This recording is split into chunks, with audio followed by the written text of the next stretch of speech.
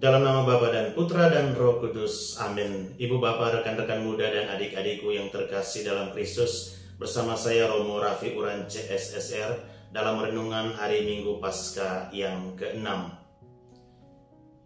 Ibu bapak, saudara-saudariku, roh dalam bahasa Ibrani itu adalah ruah, dalam bahasa Yunani pneuma, dalam bahasa Latin spiritus.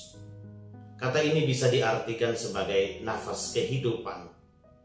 Konkretnya adalah ketika seorang bernafas, dia hidup.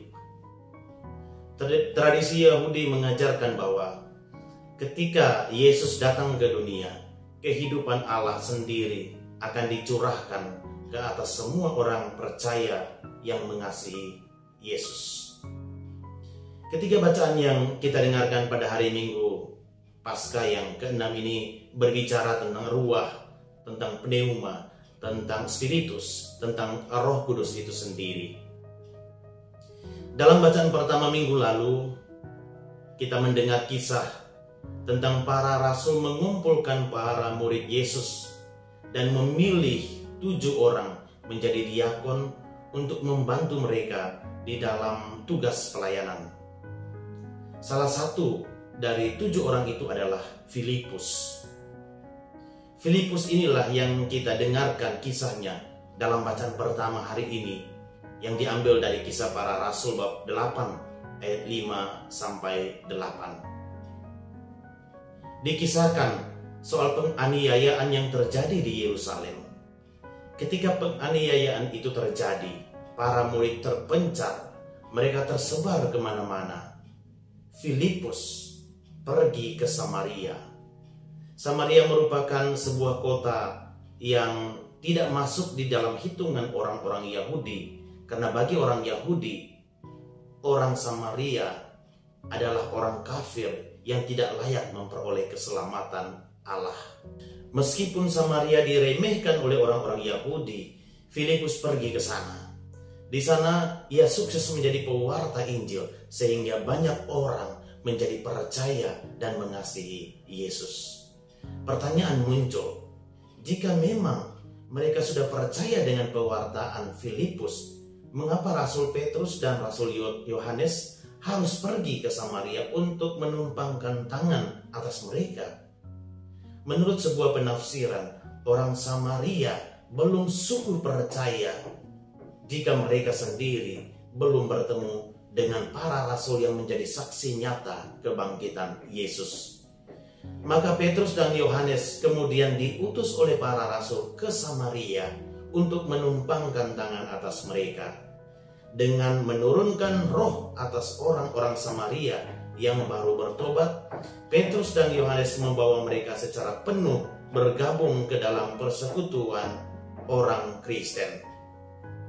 Sampai saat ini, gereja melalui para uskup yang adalah penerus para rasul berperan sebagai para rasul.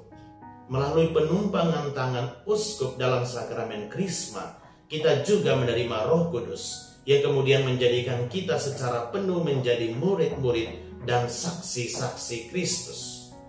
Roh Kudus yang kita terima ini menjadikan kita semakin erat bersatu dengan Kristus. Bacaan kedua yang diambil dari surat pertama Rasul Petrus bab 3 ayat 15 sampai 18 memperingatkan orang-orang Kristen yang takut akan Tuhan untuk selalu siap sedia dalam menghadapi kemarahan dan konfrontasi militan orang-orang di sekitar.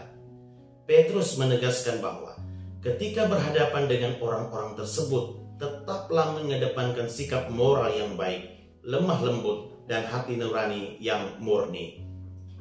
Lebihlah baik menderita karena berbuat baik daripada bahagia karena membalas kejahatan dengan kejahatan. Dalam bacaan Injil Yohanes yang merupakan lanjutan dari Injil minggu lalu, di mana Yesus memberikan pesan kepada para muridnya pada perjamuan malam terakhir.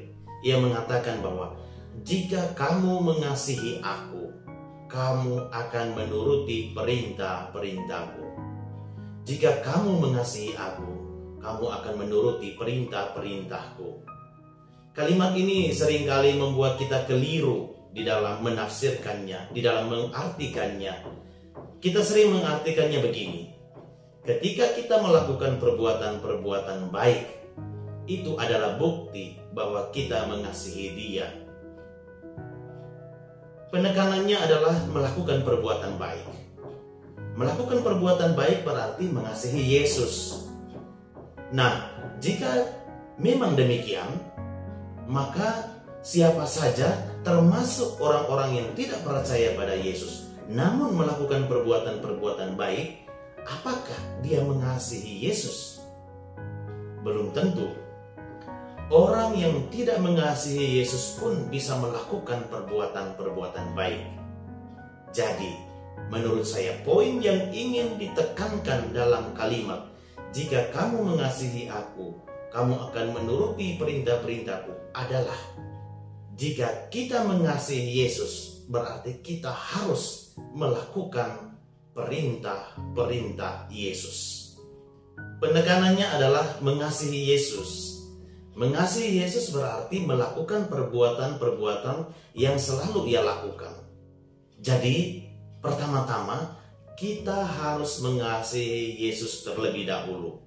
Jika kita telah mengasihi Dia, maka Dia akan meminta Bapa untuk mengutus seorang penolong dengan P huruf besar, yaitu Roh Kudus, untuk menyertai kita. Penolong itu yang akan menuntun kita dan menjadikan kita hidup sampai akhirnya kita dapat melihat bahwa Yesus ada bersama dengan Bapa. Hal ini juga yang terjadi pada orang Samaria dalam bacaan pertama tadi, yang mana mereka pertama-tama percaya dan mengasihi Yesus yang diwartakan oleh Filipus. Setelah mereka percaya dan mencintai dan mengasihi Yesus, maka melalui penumpangan tangan Rasul Petrus dan Rasul Yohanes, mereka menerima Roh Kudus. Ibu, bapak, rekan-rekan muda dan adik-adikku yang terkasih dalam Kristus, melalui ketiga bacaan hari ini, satu poin yang ingin ditekankan bagi kita para murid Yesus zaman ini: kasihilah Yesus dengan sungguh-sungguh. Para rasul dalam bacaan pertama dan bacaan kedua telah menunjukkan teladan bagaimana mengasihi Yesus dengan sungguh-sungguh, yakni tidak pernah meninggalkan Yesus walau mereka dibenci, dimusuhi, dan bahkan harus dianiaya. Jangan sampai kita meninggalkan Yesus hanya demi karir di dunia, hanya demi kebahagiaan orang lain, hanya demi harta dan jabatan. Katakanlah pada diri kita masing-masing bahwa saya sungguh mengasihi Yesus. Amin. Dalam nama Bapa dan Putra dan Roh Kudus. Amin.